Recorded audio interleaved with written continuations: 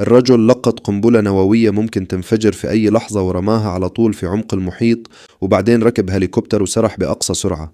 مع اقتراب لحظة الانفجار طيارة ضخمة قريبة حست بالخطر وبدلت مسارها في حالة من الذعر.